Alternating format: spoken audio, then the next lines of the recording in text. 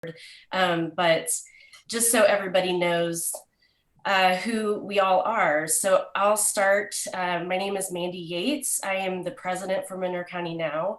This is my second year as president, and it is my last year. So part of my job this year is going to be to get more people interested and volunteering, and hopefully tell people the ropes and, take over as president this year, or next year, sorry. And I'll just go through my screen and call out people. Charlotte, would you like to go? Sure. I'm Charlotte Forstall. I am the communications director for Monroe County now. Basically, if you want to do anything on the medias, I'm the person to talk to. So that's that. All right. And then I was reminded to tell everybody we are recording this, and it will get posted to our YouTube channel, and we'll share it to our social media and the newsletter and the website. Abby? Hi, I'm Abby. I am the vice president of Monroe County now. This is also my second year as for this term.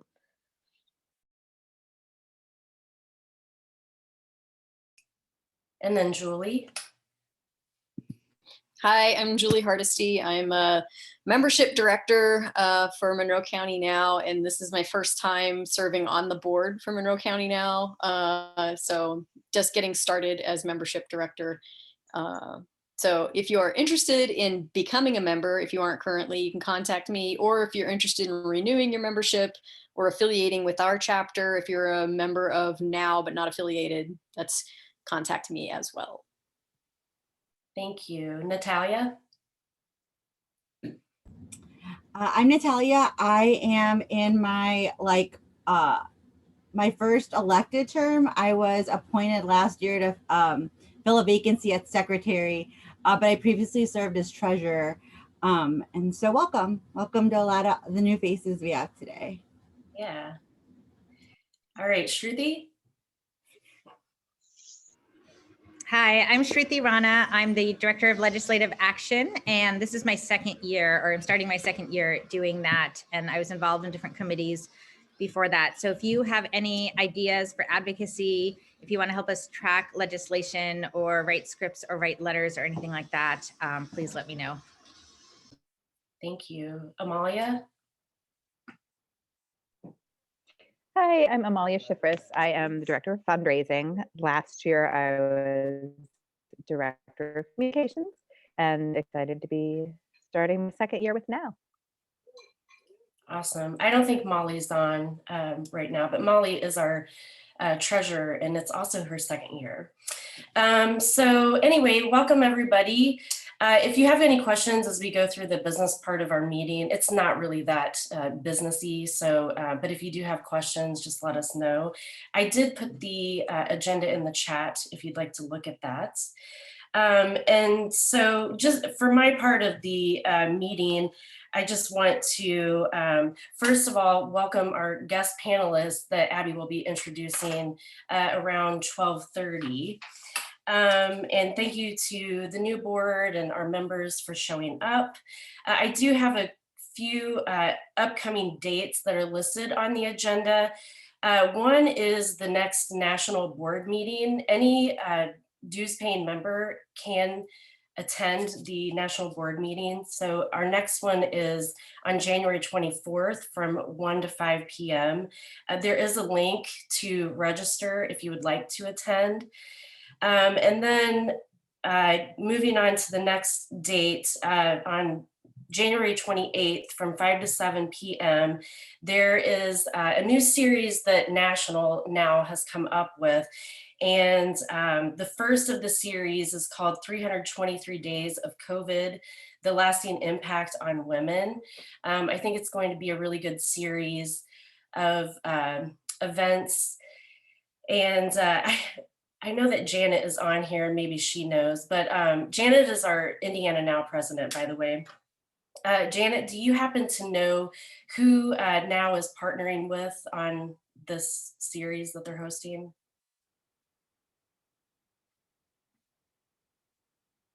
I think you're muted. Is the name of the organization, is it Black Women's Blueprint, or? Yeah, that sounds familiar. I'm not terribly familiar with that organization. I've been meaning to do a little research on it, but I think that's the name of the organization. Let me Okay. look it up and then I'll put it in the chat. All right, thanks. I should have looked that up before the meeting started, but I have heard really good things. I think they did some diversity training for the new national board, and I've heard really great things about the work that they've done. And then just letting everyone know that our next meeting in February will be held on February 21st, same time. We will have a new Zoom link for everything.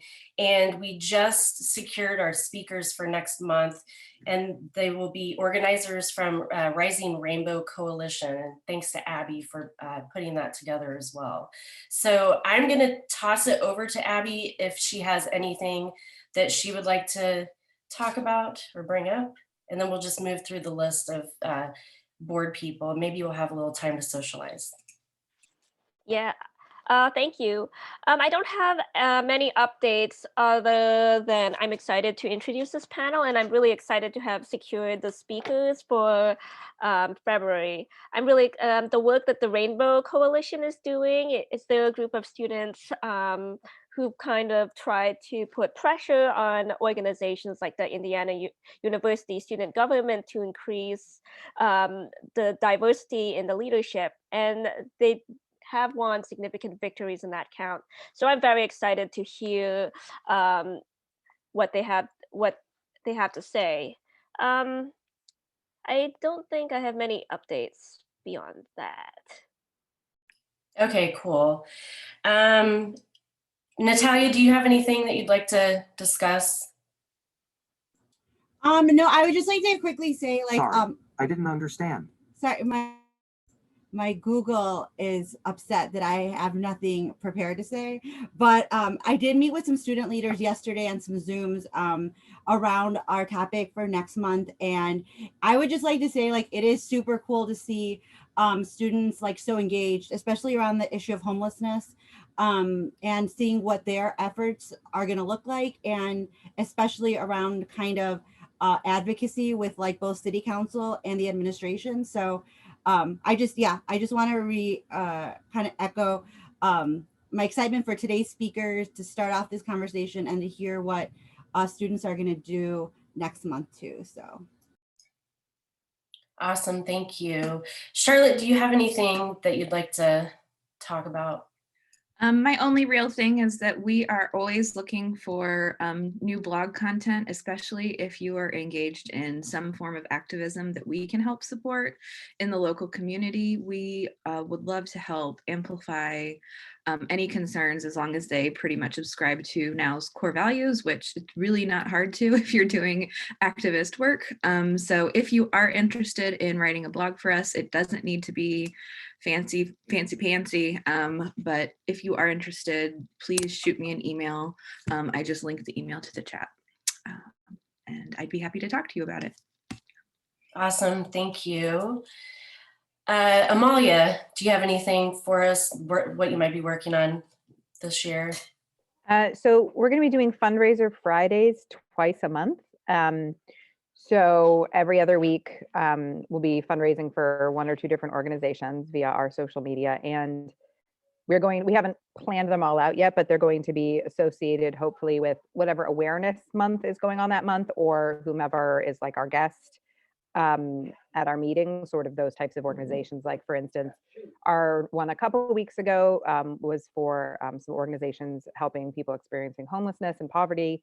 And then our one this past Friday was for organizations helping people get out of human trafficking, because it's Slavery and Human Trafficking Awareness Month. So we're doing that. And then we are also going to be doing some matching donations in a couple of months. So sort of a month-long fundraiser with some matching donors, which will be very exciting. Going to do it for Women's History Month, I think. So that will be, you know, good since we're a women's organization. Yeah, and that's what I'm working on currently. Awesome, thank you. Shruti, I know that the State House just started up again, so there's going to be lots of legislative stuff to talk about. So I'll let you take the floor. Thanks, Mandy. So we have a pretty challenging legislative cycle ahead of us. Right now, we know that the Indiana legislature is really emboldened by the new Supreme Court in terms of passing new sort of anti-reproductive justice and health bills, as well as on a number of issues. At the same time, our opportunities for making our voices heard are very limited because the legislature has decided not to allow Zoom testimony or comments or people to attend meetings in that way. We can still watch meetings online, but not participate in them in any way. They're on C-SPAN or something. And they're requiring that anybody who wants to testify has to go to the legislature in person, which obviously is pretty dangerous, both because of COVID, but also because now there's these increasing threats, right, against the State House, which is one of the reasons that they shut down. They're going to shut down around inauguration for a couple of days, which actually I think is good because it gives them less of a chance to push some of these bad bills forward.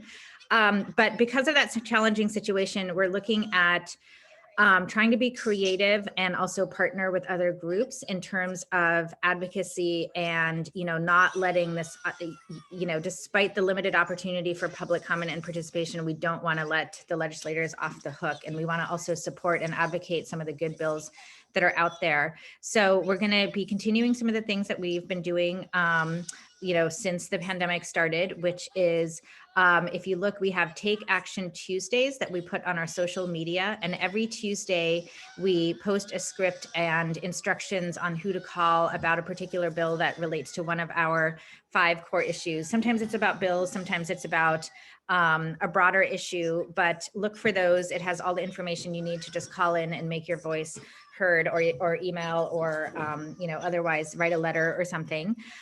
We thought what we would also do is organize a couple of just informal fun sessions where we can get together on Zoom and do the same thing, write postcards. We could, you know, just a space where we can all sort of encourage each other, write postcards together. You can email your reps, you can call them, you know, while we're meeting, that kind of thing. And then we are, we've been both reaching out to and hearing from different organizations who are trying to put together coalitions about certain bills. So we'll be joining forces with those groups when those bills arise. And there are some pretty good ones that look like they have a chance of passing. So there's some good bills on parental leave that are coming up.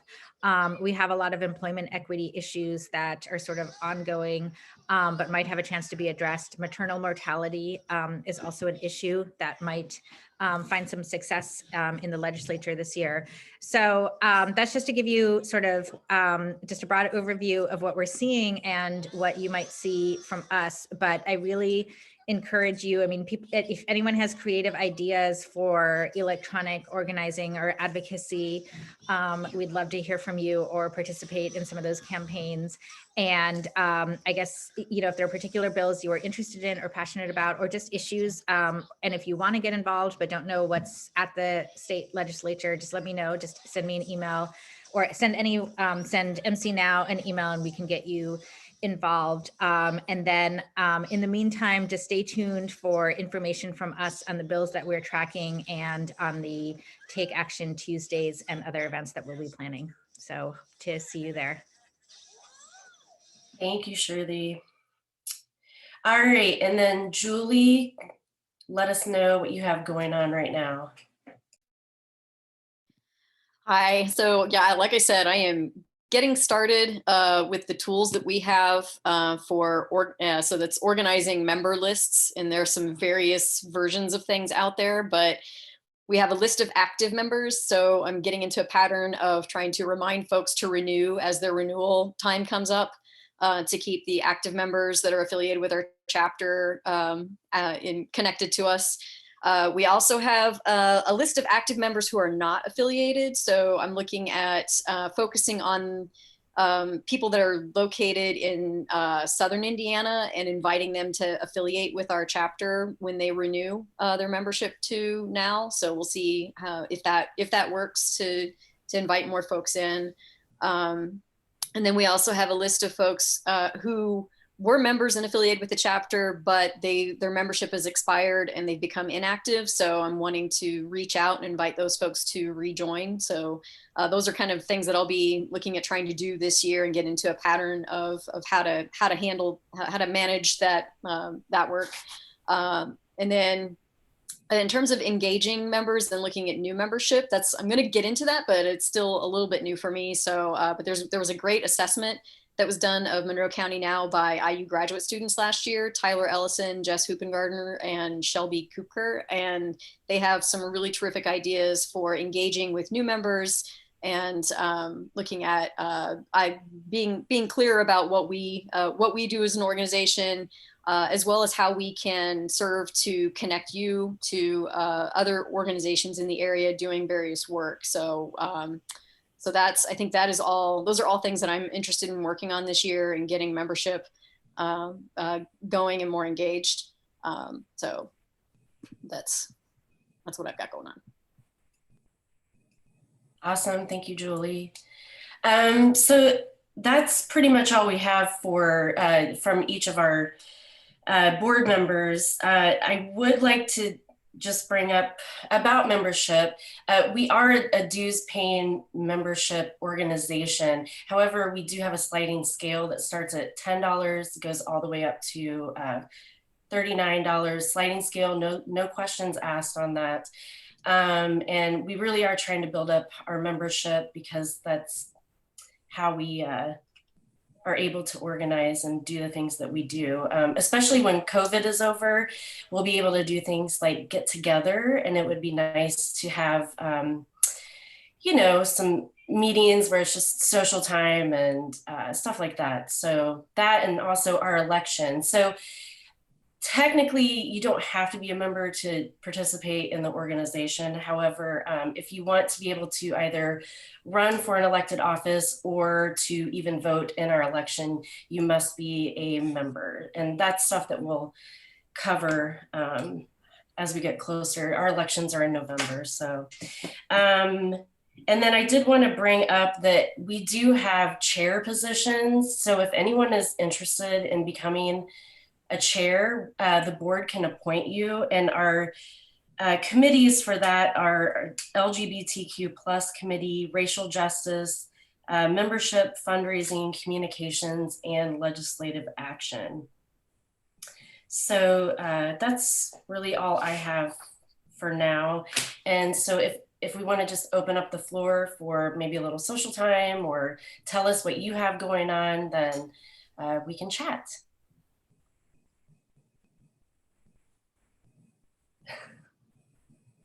Or maybe if I could put Janet on the spot again, since she is our president for Indiana Now, maybe she would like to talk to us about what Indiana Now has going on. I was actually typing in the chat a couple other things that are coming up. I got a phone call this past week from a volunteer at National Now. They're working on the ERA, and they're working on a petition to the,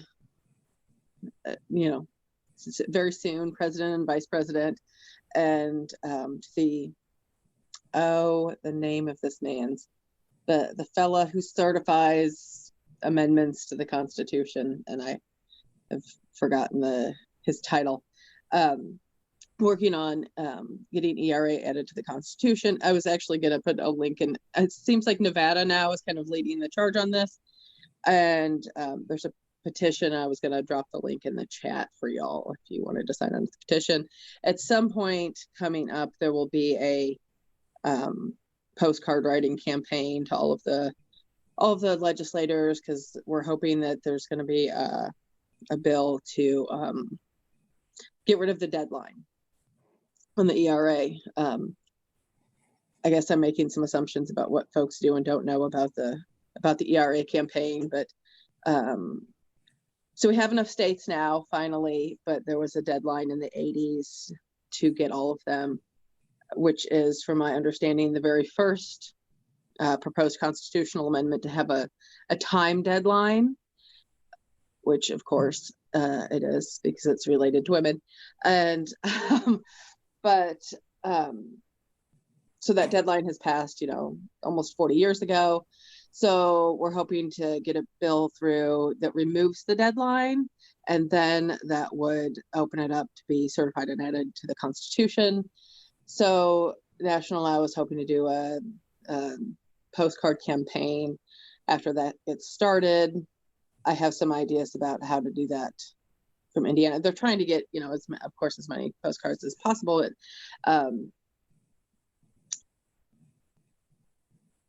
I completely lost my train of thought. So I have some ideas about how Indiana could do that. When that comes time, I just wanted to kind of, make everybody aware of that. I know we have a lot of really important things that we want the incoming administration to work on. But that doesn't mean that ERA isn't one of them.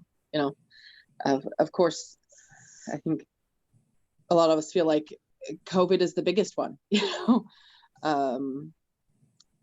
because until we get rid of this, we can't really do advocacy in the ways that we're used to, or like Trudy was talking about, with not being able to testify safely at the State House. And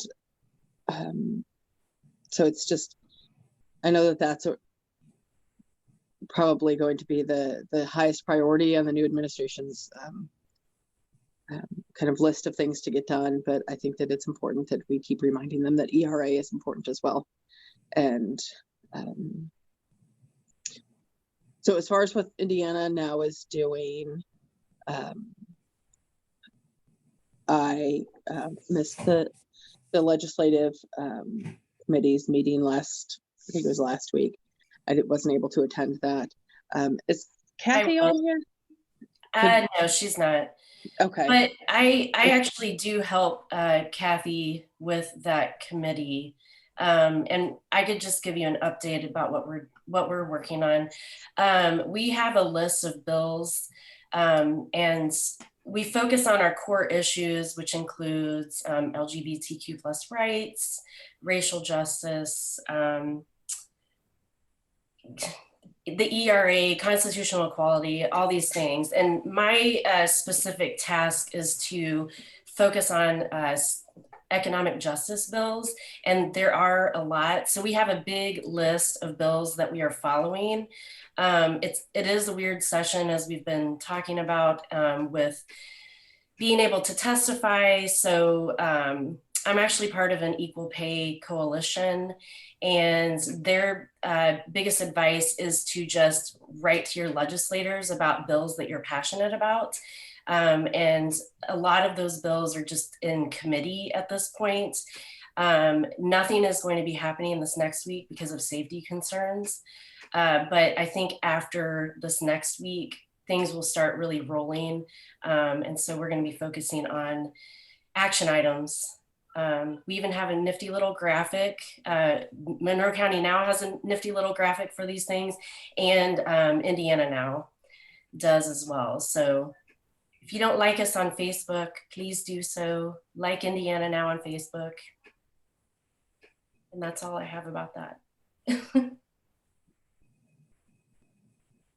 So if anyone has any questions or comments before we get started with our panel today, let us know.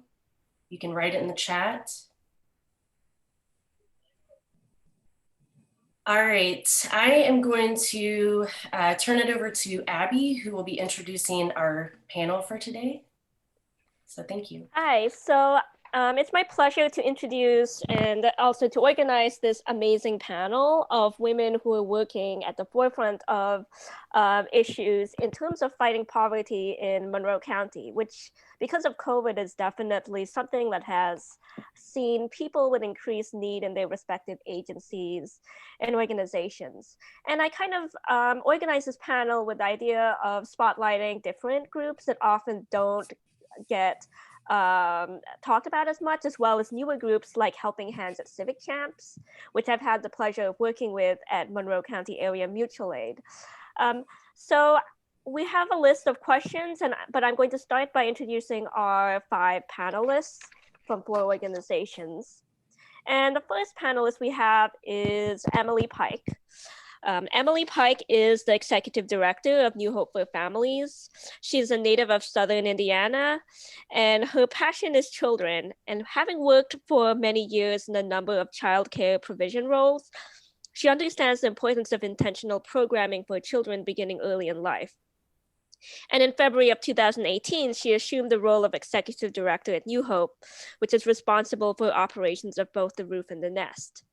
And about New Hope was founded in 2011 as the only emergency housing solution in Monroe County that keeps families intact, which means families with adults and children of all ages and any composition. And quickly they realized that in order to allow parents to work and for the often traumatized children to catch up with other kids, they needed high quality early childhood development and daycare. Dealing with the challenges of today requires problem solvers who bring different perspectives and are willing to take risks. And so New Hope for Families emerged out of a pursuit to inspire and support the community and a desire for actions to speak louder than words. They're an organization driven by progressive ideas, bold actions, and a strong foundation of support. And we'll also be dropping donation links in the chat. The second panelist we have is Ashley Beeler, who founded and ran Little Free Pantry Bloomington. So Ashley has been a Monroe County resident for over 10 years, and she currently resides in Bloomington with her husband and daughter. She graduated from the IU School of Social Work in 2015 and is currently completing a master's in social work at Indiana Wesleyan University. And she's the founder and project coordinator for Little Free Pantry Bloomington. And about Little Free Pantry Bloomington is a project of the Center for Sustainable Living. It's modeled after a global movement that takes the concept of the Little Free Library and applies it to the fight against food scarcity. We currently have 18 mini pantries, and these mini pantries can be used to supplement emergency food access, provide for personal item needs, an after-school snack, or the cup of sugar. No matter the purpose, Little Free Pantry nurtures a spirit of giving for giving's sake. And we'll drop information about how to contribute to that in the chat as well. Our third panelist is Kim Alexander. Kim Alexander is the Bloomington Township Trustee elected in 2018. She has lived in Bloomington and Bloomington Township for 21 years and also lived in the San Francisco Bay Area prior to that for 15 years. And in 2000, she and her husband returned to Indiana where she was born and raised. She received her bachelor's degree from St. Mary of the Wood College in Indiana and an MBA from the Thunderbird School of Global Management. That's a really cool name, in Arizona.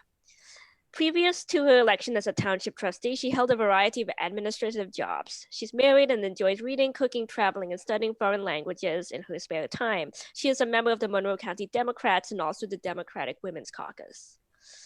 So about the Bloomington Township Trustee. The Bloomington Township Trustee is located at 917 West 17th Street. The trustee may assist Bloomington Township residents with rent, utilities, clothing, food, and some medical care in emergency situations. They have a food pantry which is open to township residents on Tuesdays, Wednesdays, and Thursdays from 11 to 3 p.m. by appointment. The trustee is also charged with the following duties: fire protection for the unincorporated area of the township, maintenance of cemeteries, weed complaints, fence line disputes, and indigent burials. The trustee is assisted by a 3-person board whose members are elected every 4 years. And they always welcome donations to the food pantry. And finally, Helping Hands at Civic Champs. And we have 2 members from Helping Hands here with us. So Eveline is a senior accounting, finance, and operations management major at IU and is one of the founding members and sole volunteer coordinator of Helping Hands. Throughout her experience, she has enjoyed creating true impact during the pandemic by assisting those in need via grocery deliveries, laundry pickups, and even lawn mowing services, which is probably not as much of in demand at this moment. As Helping Hands is a service-based organization, she has noted the growing level of generosity in the community via donations of time. And Jordan Plunkett is a junior oboe and arts management major at IU, and she's been managing the Helping Hands social media account since August of 2020. She enjoys community outreach and has a particular interest in seeing how technology can positively boost the productivity of both nonprofits and for-profit organizations. One day she hopes to have her own successful community organization, and she believes that her time with Helping Hands has prepared her for that future step. And Civic Camps is a Bloomington-based social enterprise and startup that provides volunteer management software for nonprofit organizations. As the founders of Helping Hands, they found an opportunity to provide solace to their passion, which is the Bloomington community. They're in the process of piloting a Helping Hands app that will be offered to the entire community in hopes of connecting volunteers with individuals in need. And they don't currently accept donations, but they always welcome volunteers to help with pantry pickups and deliveries and errands, no contact errands and stuff like that. So I'm really excited to have a very eclectic mix of different organizations represented here. So I'm going to start with our first question. And for the first question, we'll start with Emily, then Ashley, Kim, and Evelyn and Jordan. So the first question is, what is the biggest challenge that COVID presented for your agency or organization, and how did you adapt to these challenges? Emily. Yeah, so we had a couple of things that came up. First of all, both of our services are essential services. This is my intern, sorry guys. Both of our services are essential services and were defined as such during the shutdown. But we still had to figure out a way to keep doing those things safely. So we offer shelter to families, and we offer childcare and early childhood education to children impacted by homelessness in a mixed income cohort. And so we really had to figure out, what are we going to do to make sure that we can continue to offer these services, but do that safely. And we ended up doing that by spreading our services out a little bit. For several months, we were at half capacity in the shelter and moved the rest of the capacity into motels, where we had really wonderful first sector partners. But the bigger concern was that actually we saw a tremendous increase in our demand. So in a normal year, we would probably shelter 25 to 30 families on site at our location. And then we would probably shelter another 15 to 20 families, unduplicated families, off-site somewhere because we didn't have enough capacity. This year, we sheltered 40 families on site and an additional 42 families in hotels. So that's something like a 60% increase in our demand and in the need that we saw in our community. So that has been a tremendous hurdle for us. And then we were mostly able to meet that need through the generosity of our local community. In particular, the United Way really sprang into action.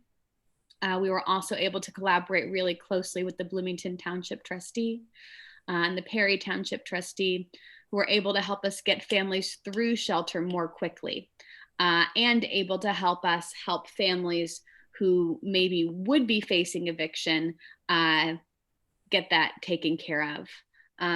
So those are kind of the major challenges for us this year in shelter. And then in addition to that, trying to care for very young children in a pandemic environment is really challenging in a couple of ways. The first is it's not recommended that young children wear masks. So there's a higher risk there for our staff and those really dedicated and talented teachers. And the second is, of course, that we're really concerned for their social and emotional development as much as their academic and physical development. So trying to find ways to explain this pandemic and explain everyone's new behaviors in a way that does help children understand, but doesn't create any unnecessary anxiety for them. So those are some things that we've been doing at New Hope. Thank you. And Ashley?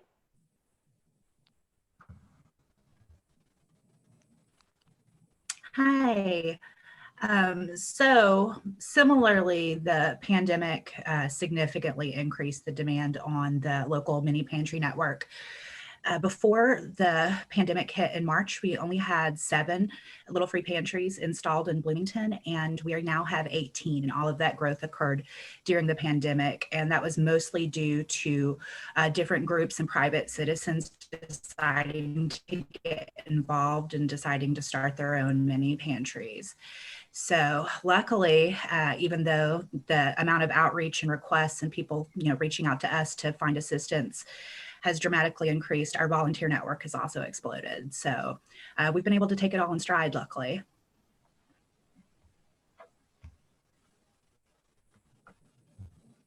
Yeah, the work you do is amazing. I always see the pictures of on the mutual aid network of people dropping off stuff. That's really awesome. Next, Kim Alexander. Get unmuted. Hi, everyone. I think the biggest challenge for us was I guess townships sort of pride themselves on being a government unit and still having face-to-face contact with our clients. So we were unable to do that because of COVID, and in trying to keep our staff safe and our clients safe, we've been working remotely. So we do our intakes and our interviews via phone and Zoom when possible. So that's been our biggest challenge, I think, is to manage that. And other than that, I think we've just been, taking it in stride. And I think probably just being able to continue what we've been doing. So I really think that's been our biggest challenge. We're looking forward to being back in the office so we can welcome people back in person. Thank you for the work you're doing. And next, Helping Hands, Eveline or Jordan, or both. Hi. So first, I actually just wanted, if it's okay, to thank Abby and the board for inviting us. We're really glad to be able to speak and hear other organizations since we are relatively new now. So thank you. And then just in terms of us, we have a little bit of a unique situation because we didn't start our initiative until the pandemic. And so we thought the best way maybe to explain our origin story, how we adapted our processes to allow for more volunteering. And so Helping Hands actually originates from Civic Champs, which is a volunteer management software company founded in Bloomington. And so we really work a lot with nonprofits, different organizations. And from that, we learned that a lot of organizations were really in dire need of assistance because there's an imbalance created with a lot of you saying that there's not enough resources and the amount of individuals that needed help was growing exponentially. And so we wanted to find a way that we would be able to assist in that. And we do it with what we do best. It's with technology. And so we started a manual launch where we kind of learned a little bit more about what nonprofits deal with, what Abby within mutual aid deals with, and how maybe we can adapt to that. And so with that, we are able to find ways for volunteers to assist in COVID-friendly manners. And so we try to adapt kind of the typical practices by doing contact-free deliveries. And also for individuals who are immunocompromised and need to stay at home, we have these wellness calls where you're still able to volunteer and you could call someone, typically those elderly in the community who cannot leave their home, and see how they're doing, how we may be able to assist them with other resources that they may not even have thought of initially. And so really what we wanted to do was spur volunteerism with kind of a new method.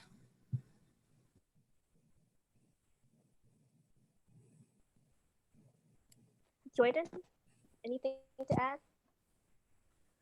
I don't have anything to add. Okay, so moving on to the next question. And with this question, we'll start with Ashley, Kim, and then work our way down the line that way. So what is one misconception or misunderstanding, either major or minor, that people have about your agency or organization that you've had to correct? Like what are myths that you've had to confront in terms of being able to get people help? And Ashley. So I think that one of the common misconceptions that we run into is just an understanding about the nature of how Little Free Pantry operates. Sometimes people will reach out to us like we are an agency when we're really just a completely volunteer-driven grassroots initiative. And really, the majority of the pantries in our network have been started by private groups or citizens. So we're really just here to give this movement organization and make it easier for people to interact with the Little Free Pantries. But the credit is really goes to all of our stewards and all of the people that are, starting these initiatives. Thank you. Kim? I don't think it's so much a misunderstanding or misconception about the township as it is people just really are unaware of it or don't know about it. They don't understand township government or what a trustee does. And very frequently people don't even know what township they live in. So it's my challenge always to try to educate people about what township government does and what we're there for and how we can help people. I think, thank you.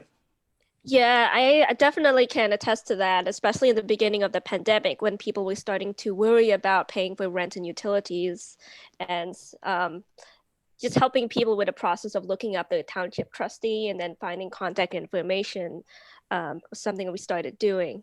So thank you so much for your work. Eveline and Jordan?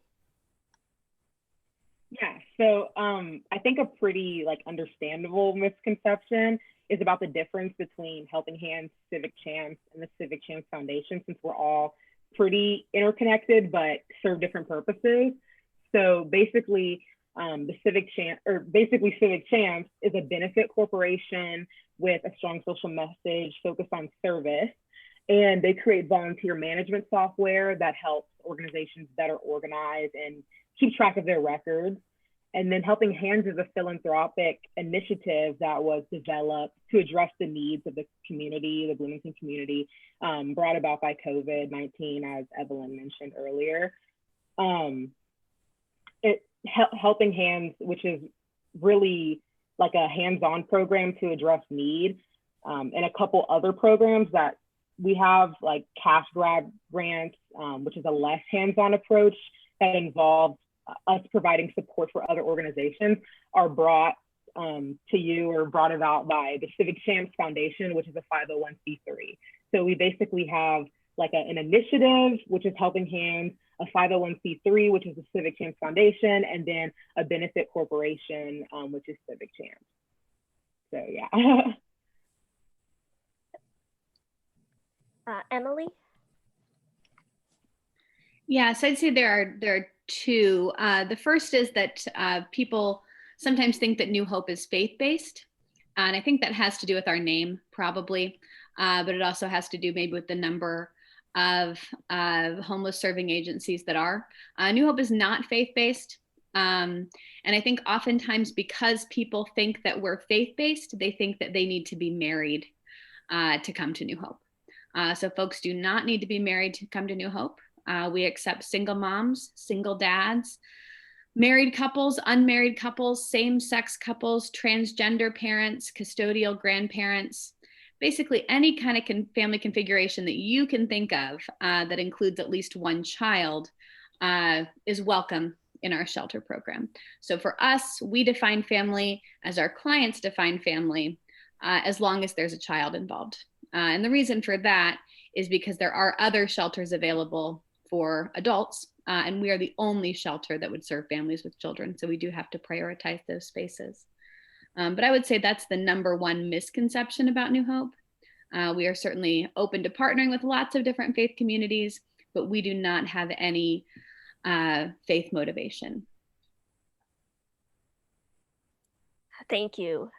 So the third question is, what are your thoughts on how local government has supported or not supported your efforts, and how can local community members best support what you do? Oh, and we're starting with this one with Kim. I think the county has been very supportive of townships, and they have supported us in a lot of ways. Just recently, you may have heard about the COVID grants that we are participating in through the county government. And they've just been very supportive of our efforts and are willing to do whatever they need to do to help us. So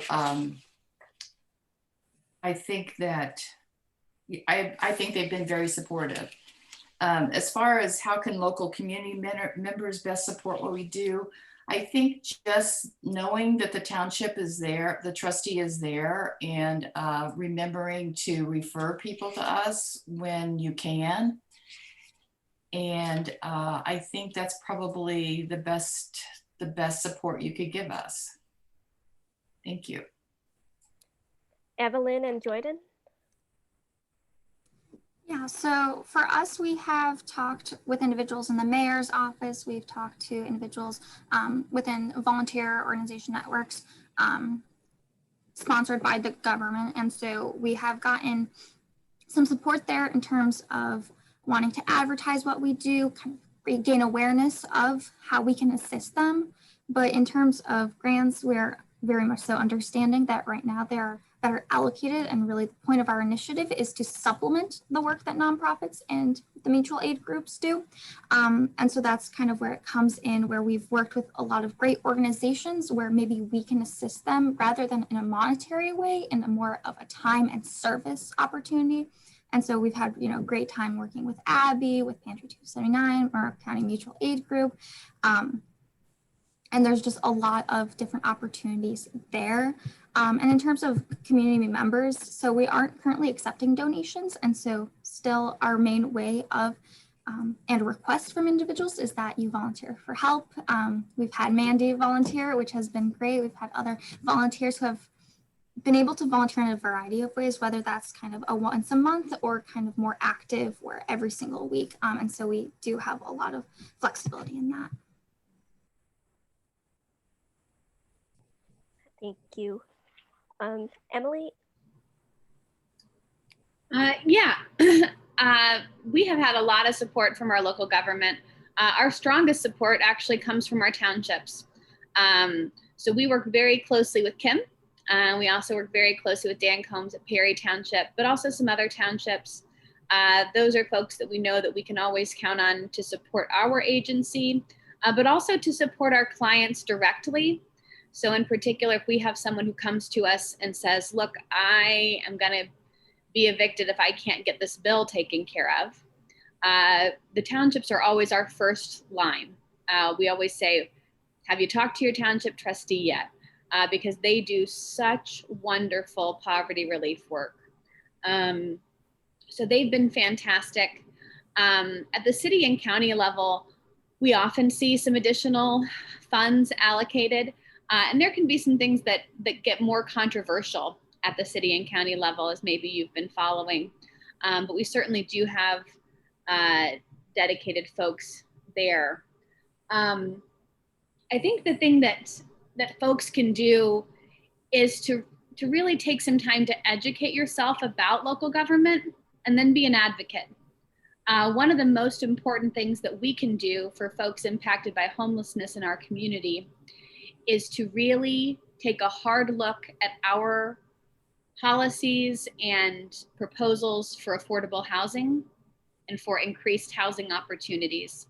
We simply do not have enough affordable housing in our community. And the affordable housing that we do have may be inaccessible to people with a felony or with a poor credit score or with any kind of a drug-related history. And that's because we just don't have enough housing stock. So anything that you can do to be on the side of more affordable housing, and really importantly, of affordable housing everywhere. So not just all in one neighborhood. Every neighborhood needs a little affordable housing. And that's something that we can all do to be advocates and to be helpful for folks who are impacted by homelessness. That's the biggest thing that we can do to reduce the number of folks that we see experiencing homelessness. Couldn't agree more. Thank you for saying that. Ashley? Yeah, so when we first got started, we had a really great conversation with the city about how to do what we wanted to do within the, parameters of the different zoning laws. And they gave us a lot of really great insights. Those of you that participate in the mutual aid network may be aware that we had a very short-term misunderstanding about our Broadview pantry and whether it could be where it is placed. But other than that, the local government's been really supportive and haven't put up any roadblocks to keep us from doing what we're doing. One way that people can support us is non-perishable food and household item donations to whichever one of the pantries in our network is the most convenient for you. Keeping those stocked is really our main initiative.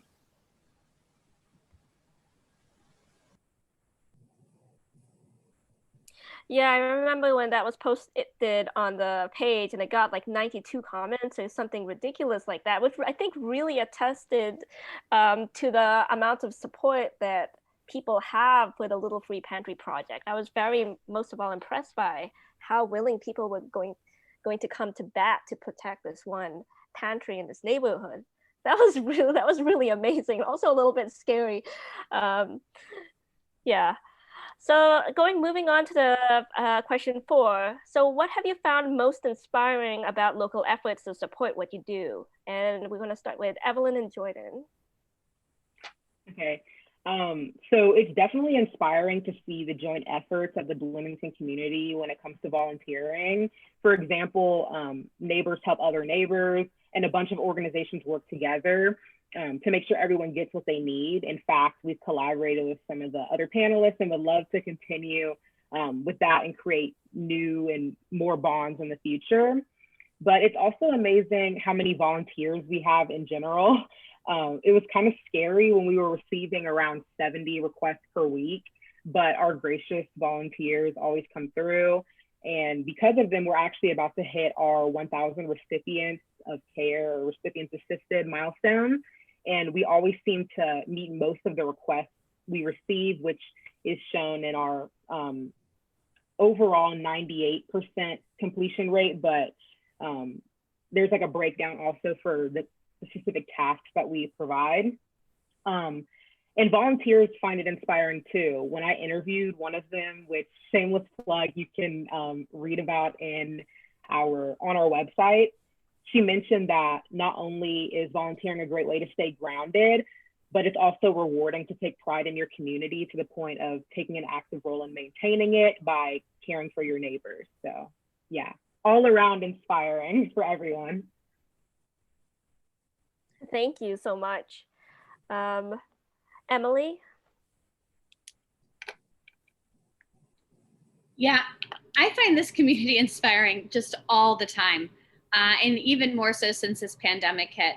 We last March kind of launched into action really quickly to establish an isolation shelter in collaboration with some other sheltering agencies. We put out a call for, sheets and towels and hygiene products and televisions and DVD players. And I am telling you, within 3 hours of the first day, we had to put up a big sign that said, "No more blankets, please." Because we had so many, and this community really just sprang to it. And I think in general, this is such a fantastic community to do this kind of work in. I think really often, because this is the kind of community that tends to be engaged and tends to want to be active, it can be really easy to actually look at the kind of national situation and even our state situation and feel a little bit overwhelmed. We read all the time about how we've never been more divided and our income inequality is worse than ever and our racial inequality and injustices are overwhelming. And it can be really easy to think, I'm just gonna watch some Netflix. Because that feels so overwhelming. And we know, of course, that the thing that we ought to do, and the thing that I think our community is really good at doing, is saying, well, I don't know how I'm going to fix this big national issue. I don't know how we're going to fix homelessness on a national level. I don't know how we're going to fix early childhood inequity on a national level. What I do know is that in this community, we can agree and we can decide that no child has to sleep outside. And that's something that New Hope committed to 3.5 years ago, that we would not let any child in our community sleep outside. And this community really rose to that. And that's something that we do now. So when our shelter is full and we get a report of a family sleeping outside, we find a solution for them, full stop. And I think that isn't something that would be possible in a different community. We are so fortunate to have a community of people who are forward thinking and who are ready to step up and share their time, their talent, their treasure with those folks who need it the most. Thank you. Ashley? So I think the most inspiring thing is when people reach out to us or leave us a love note in one of the pantries to just share with us what it meant to them to be able to receive that assistance. But I also have a lot of fun watching how invested people have become in their local mini pantries. I'm always seeing people online that are raising awareness of the needs of their local mini. I always joke with people that I don't know how many volunteers I have. There's so many people who are just really excited about supporting their local mini pantry that they just take to it without ever reaching up into the umbrella, which was the whole idea behind it. When we installed these, we wanted people to see them as belonging to the community instead of being an extension of an organization. So it's really been lovely to watch that develop.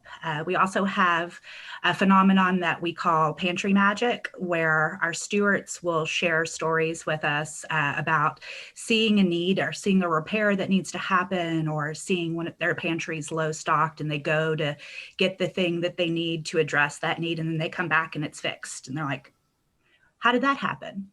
And it's just been really, really magical to watch how much Bloomington really cares about these little structures in our town. Yeah, thank you so much. And Kim? Yeah, I think I have to echo a lot of what Emily said earlier, that I'm just constantly amazed by all of the people in this community that come together to work on issues and come to the need of a lot of our citizens in Bloomington, because it's just truly amazing how many things get done and accomplished. And also, it's always inspiring when we have clients that, are so grateful for receiving assistance from us, that, if they didn't, they would have been evicted from their apartment, or because of a car repair, they wouldn't be able to pay their rent and they would be evicted from their apartment. And also the people who partake of our food pantry, it's always great to do that. And then also I get a lot of support from my board. I have a board. I'm fortunate to have a board that thinks like I do about everything. So that means a lot to me. I'm always grateful for that. So yeah, thank you. Yeah, it's always good to have a really great board of people and to know that you have that support.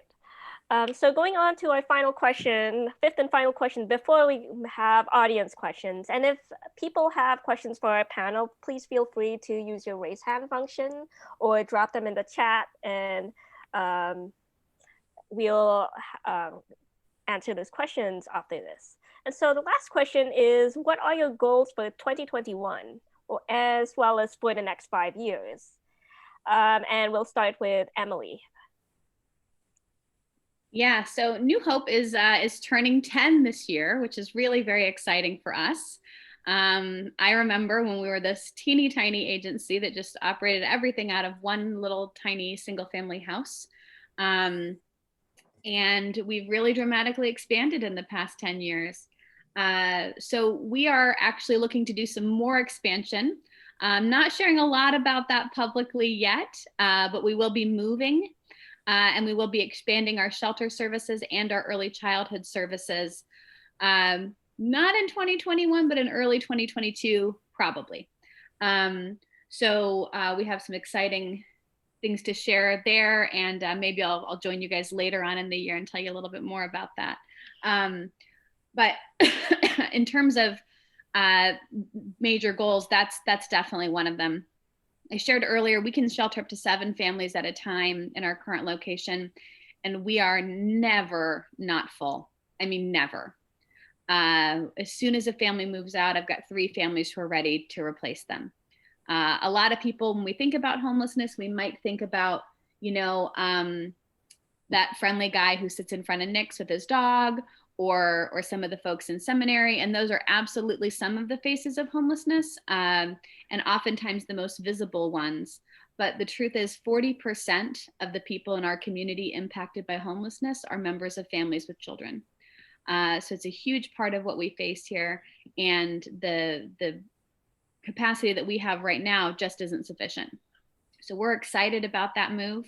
That move's also going to allow us to move from serving 16 children in our early childhood program to serving 48 children.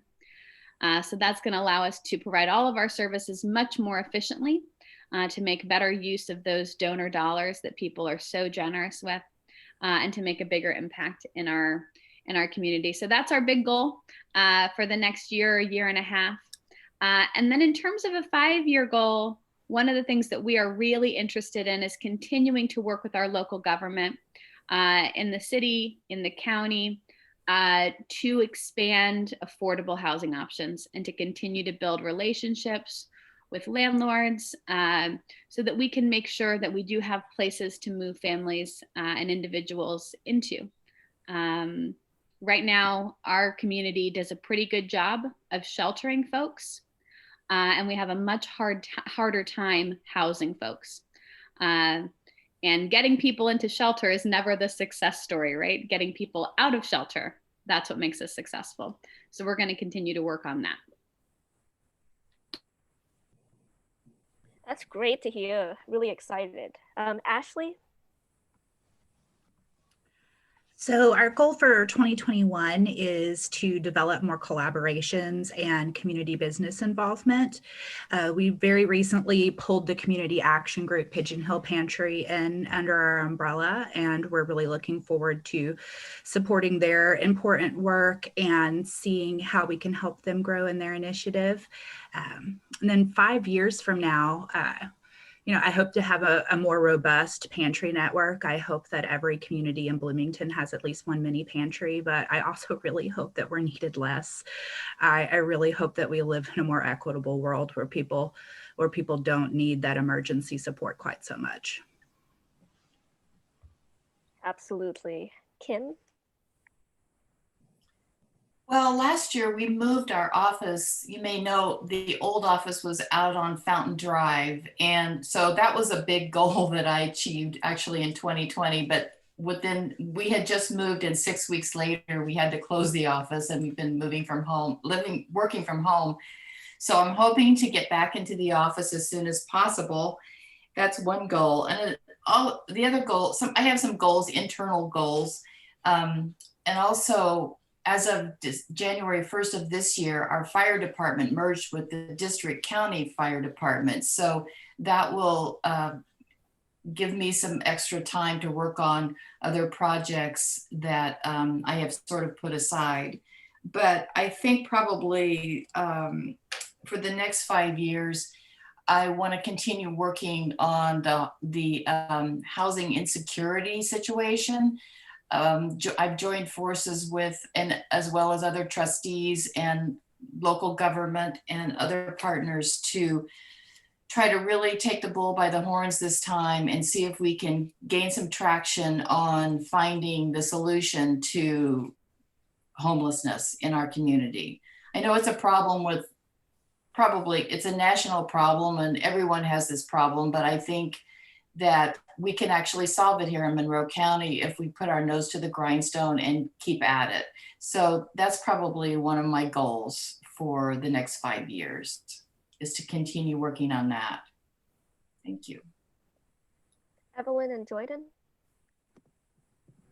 Yeah, so for this, kind of adding on to what Ashley said, our goal here is not necessarily to help the most amount of people. The hope was that the need and the demand for help is going to go down, and that will come naturally. And hopefully a drop will come soon with all the vaccines and the pandemic and everything, where we can resume, some more of those normal services.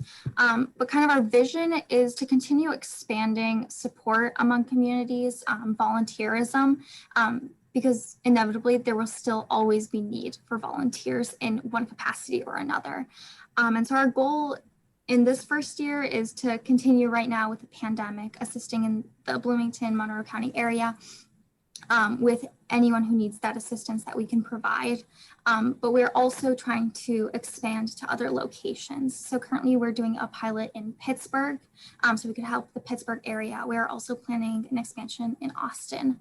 And so we're hoping that not only can this be a message that is only in Bloomington and Monroe County, but that can be across the US and hopefully can spur volunteerism after the pandemic in this new world where you don't necessarily have to volunteer every single day or every week, but any contribution can really make a difference, and especially with the organizations that are in Bloomington who do need those volunteers.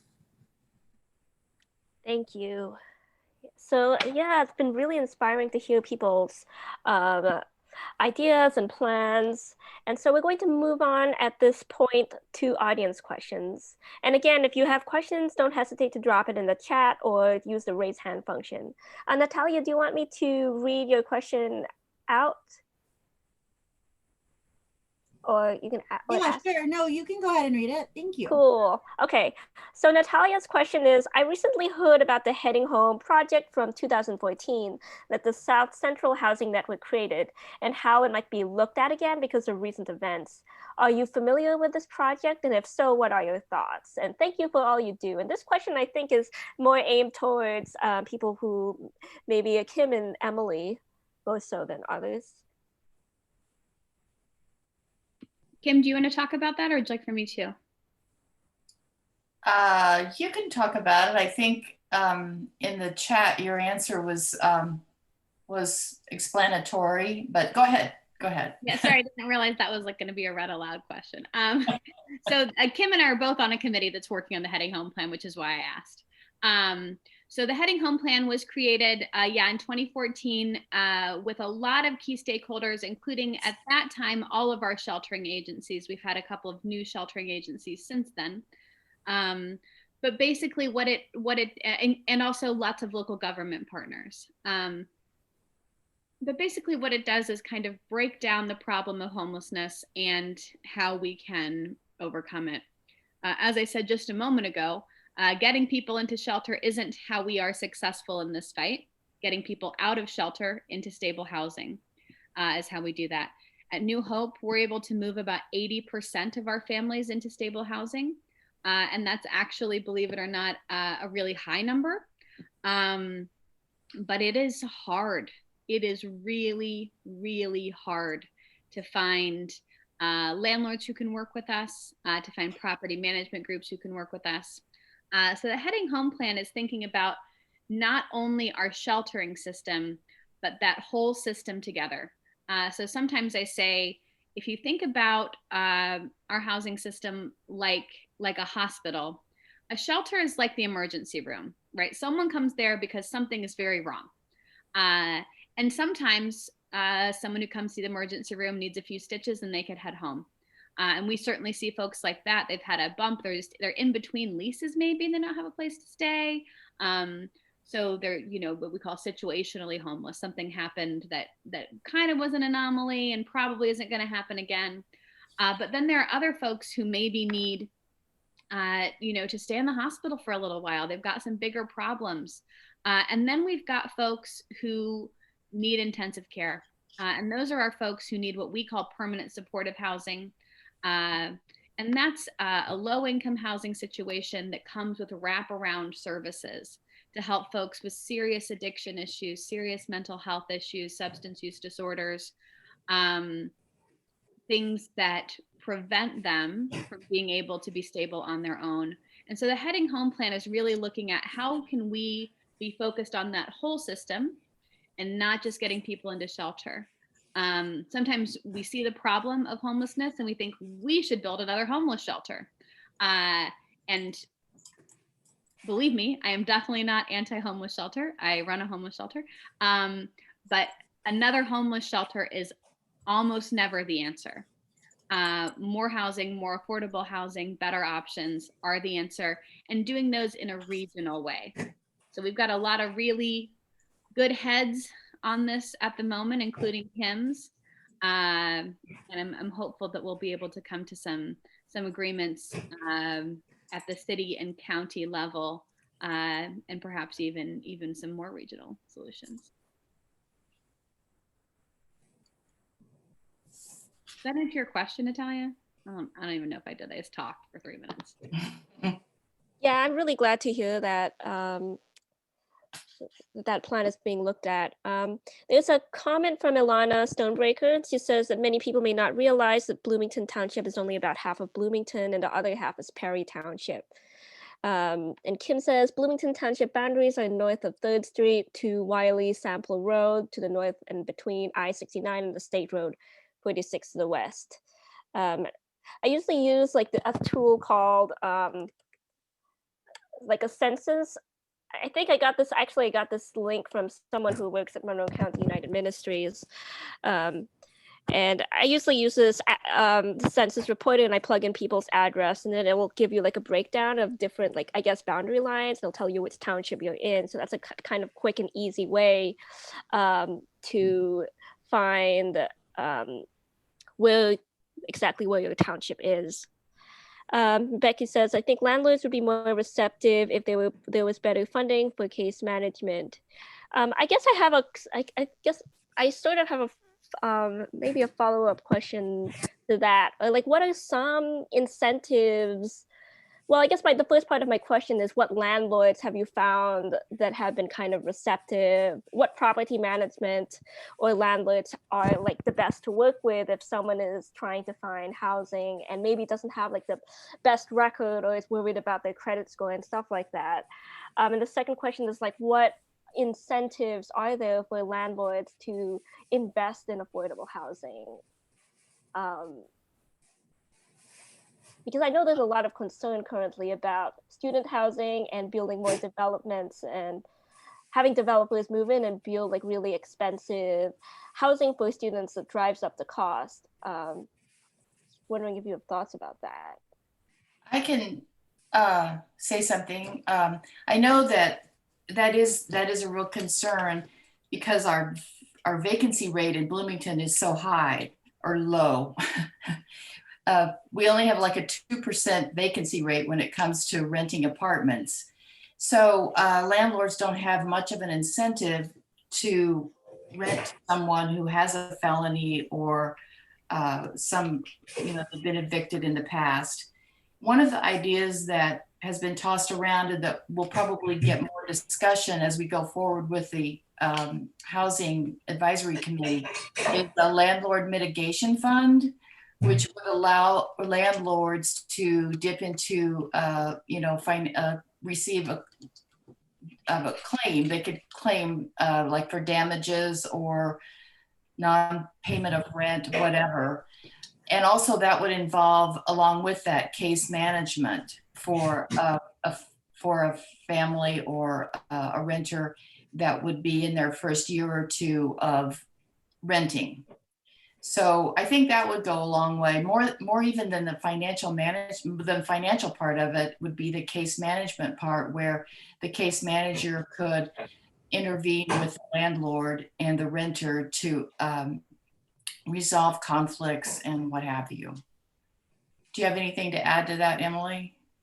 Yeah, no, I think that's exactly right. I would also add that the more we see property management groups, the less flexibility we see, just by and large. landlords who own a couple of properties tend to be open to hearing what we have to say or making a case for a client. Large property management groups just don't. And that makes some sense when you think about how they're structured and the potential principal agent problems that might exist there. But Abby, to also answer your question about student housing versus low-income housing, there isn't an easy answer, but the simplest answer is more housing is more housing.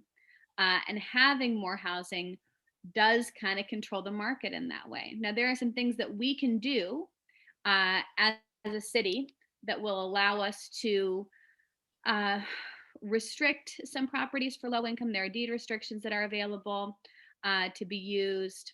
There are also some things that the city is doing with some proposals in the UDO that would, so obviously it's never going to be legal for us to say students can't live here.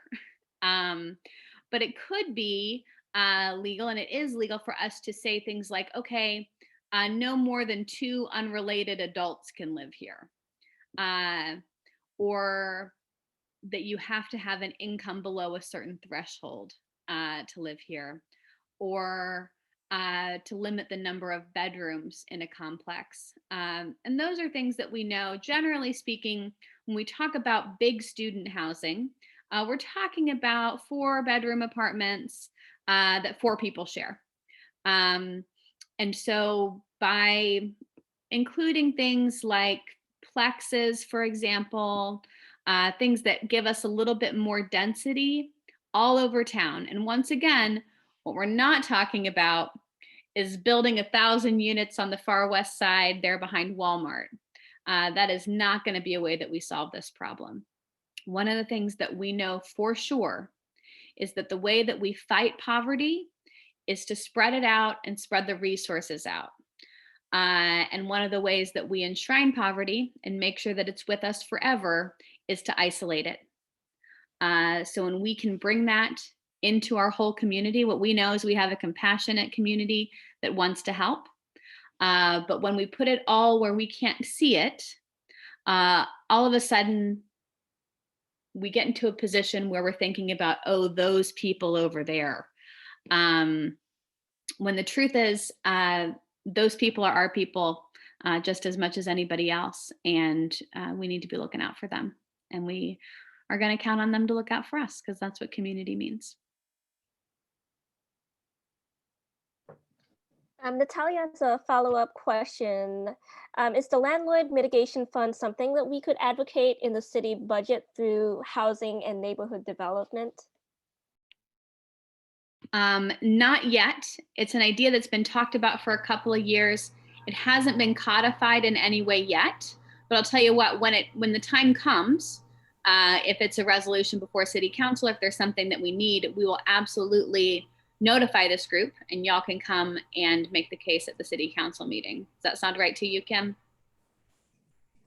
Yes, yeah, that's something that could possibly be administered by Bloomington Housing Authority because they already have the infrastructure in place to do that. But or it could be, you know, I've already stated that Bloomington Township would be happy to be a financial provider, you know, for a fund like that. So it just depends on how it all plays out. Absolutely, and there's a strong argument to be made that maybe the townships are the best homes for that. But that's a conversation that's still ongoing. Regina Morris has a question. To Kim and Emily, how do you define affordable in housing? Is there a dollar amount that you use? That is a great question, Regina, and I'm embarrassed that I cannot now remember what the cutoff is, but it is housing that's affordable by, so there are a couple of different ways that you define it, but it has to do with someone's income. So we want someone to be spending 30% of their income on their housing. So affordable housing is typically defined as housing that can be afforded by someone making 60% AMI. And then, or sometimes, and then we can talk about Guys, I may be wrong about this. This is going to be a general gist, okay? I apologize. I should really have these numbers in my head. And we sometimes talk about workforce housing, which can be up to about 120% AMI. And then we talk about low income housing. That is for folks making under 60% AMI, and that usually comes with a subsidy of some kind. And again, those are ballpark numbers. I really apologize, but it does go low income, affordable workforce like that. Yeah, that was good, Emily, because I don't have those numbers in my head at all. I think when I think of affordable housing, I a lot of times don't go to the standard, measurements. I usually look at it when I have somebody in my, a client, a resident comes to us and they're making $10 an hour and they live in an apartment that costs $900 a month. So that's not affordable. And for most of our clients that we see, actually, they should really, I'm just taking this off the top of my head, but on average, they shouldn't be paying more than $600 a month for an apartment. And we don't have enough apartments like that. I mean, we need housing that costs $0 to $400 a month. And that's just the situation. That's just how it is. And we know that that's the problem. So that's what we have to work with. Yeah. And there was a really an important study done by ROI, the Regional Opportunities Initiative, 2 years ago now, Kim, maybe, that said exactly what Kim just said, which is that our biggest dearth of housing is that rent that costs less than $400 a month. And when you think about that, if you are on disability, for example, you're probably getting something close to $700 a month. And so there's no way that you're going to be able to afford, a market-based rental in our community. So what we also see then is those people who should be living in the $0 to $400 range, there's no option for them. And so then they're in this next highest range, which pushes out the people who need to be there. And so we end up in a system where everyone is paying significantly more in rent than we need to, or than we ought to be. The second thing that's important to note about that is that landlords will often have a requirement that you make 4 times as much as the rent.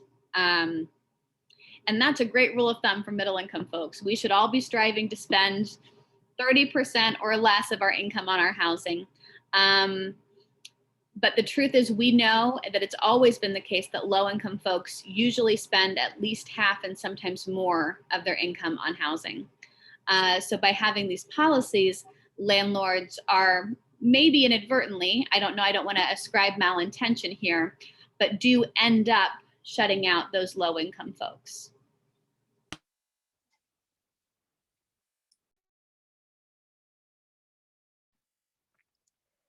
Jordan mentions in the chat, question, how can we stay in contact with the panelists or the other panelists? On what social media platforms are you? And so feel free to drop in the chat your social media and contact information so the panelists can collaborate and talk about, if you're not already doing so, like talk about how to work together. Natalia has another question. And Mandy Yates is also dropping in the chat ways to donate and support. So also keep an eye on that. The new development that used to be the brownstone is going to be called the Standard. Part of the new units are dedicated to workforce housing. Who places qualified residents in this workforce housing? Workforce housing is market-based. So you just would have to qualify. You would have to apply just like anyone else. And there would be a restriction on the deed that says that you can't make more than X dollars. And again, I could be wrong about this, but I think it's up to 120% AMI. But I could be wrong about that. And is Deb Meyerson still on this call? She was earlier. I don't see her. She's the person who would have all those answers. But also it's a quick Google search. So, but there is no, to my knowledge, agency that administers that. For when it's home ownership that has deed restrictions for income, it's the hand department that oversees that. And the hand department does oversee all housing. So yeah. Hand is housing and neighborhood development for anyone who might not know that. Sorry.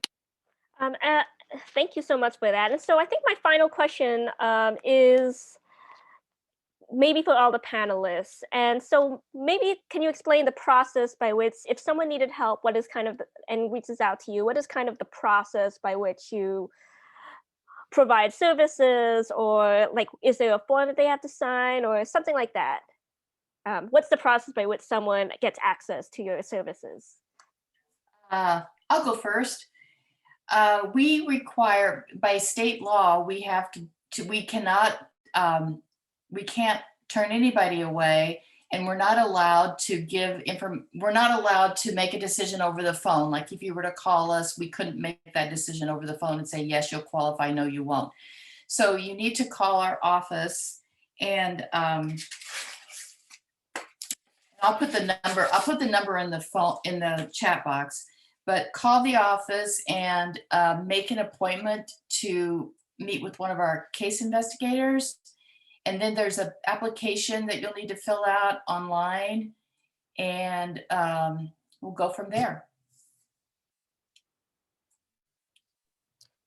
Thank you. I can go next. So with Little Free Pantry, it's really straightforward.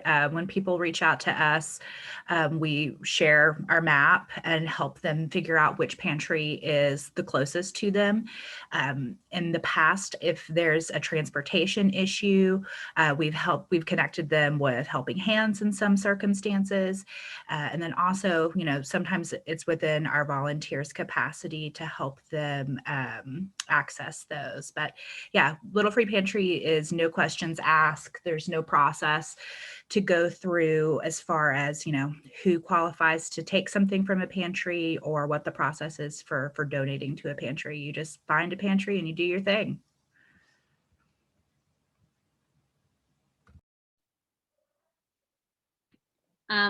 Clients usually find us through, mostly people call the office, which is 812-334-9840. We also have a partnership with the police department, so that if they encounter a family sleeping in an unsafe situation, after hours, they call us, and we have someone who's on call all the time to help out those folks. But also folks can reach out on Facebook Messenger. We know that oftentimes our clients don't necessarily have minutes on their phones, or they may not have a working phone. So Facebook Messenger is a way that we get a lot of requests for services as well. And then for Helping Hands, we kind of have 4 methods to be a little bit flexible in terms of what people have. Similar to Emily, we respond in social media, whether it's Facebook Messenger, Instagram. We also have just our general email. We have a phone number that is set to text or calls. And we also have a general form on our website that individuals can fill out either for themselves or for someone else if they are in need, and we contact them from there.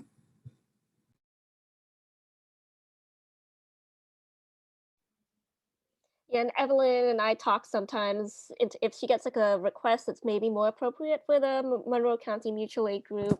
So, or for example, if someone is asking for questions about resources or legal advice or all sorts of questions of that type, then sometimes we answer those questions through the mutual aid group or direct them to the township trustees. My intern is telling me that I should probably pay some attention to her. So we're about at 1:32 p.m. So thank you so much to all of the panelists for answering the questions and for giving so many ideas and information. And I'm very inspired by the different, by all of this commitment to helping the community, especially people who've been affected by COVID. So thank you so much to everyone. And we're going to record this and post it on our YouTube and social media for people who weren't able to make it today. Mandy, is there anything else? I don't have anything to add except thank you so much to our panelists, and thank you to Abby for putting together this really informative panel today. And thank you everyone for showing up.